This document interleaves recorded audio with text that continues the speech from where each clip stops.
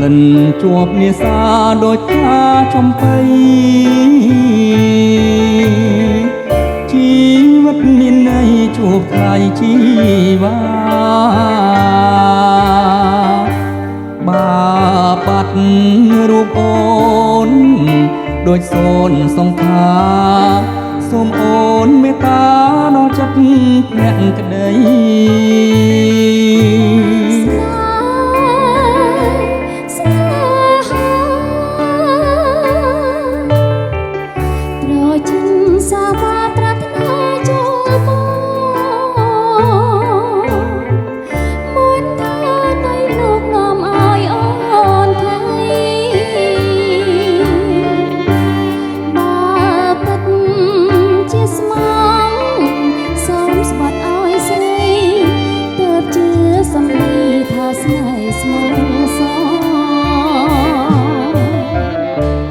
ប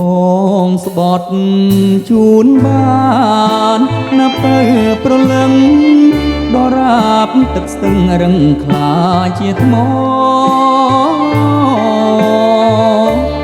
ដីបាច់មេឃបាក់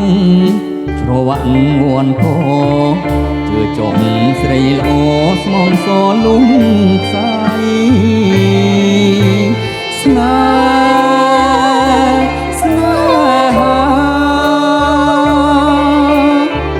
សូមស្ទឹងទឹកថ្លាមេត្តាជួយចាំ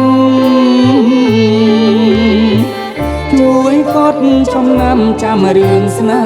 ហ៍ថ្មីយើងពិតជាស្មងមិនខ្លាំងសំដីកុំក្បត់ណាស់លោកស្រីបងស្មង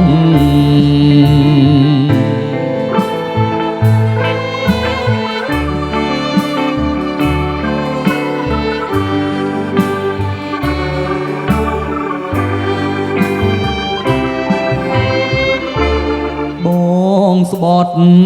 ជូនបានណាប់ទៅប្រលឹងដរាបទឹកស្ទឹងរឹងខ្លាជាថ្ម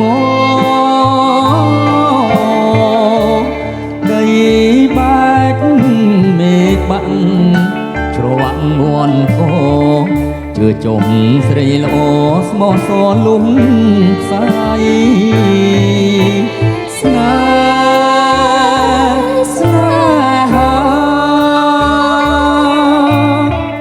សូមស្ទឹងទឹកថ្លាមេត្តាជួយចាំជួយកត់ចំណាំចាំរឿងស្នេហ៍ថ្មីយើងគិតជាស្មងមិន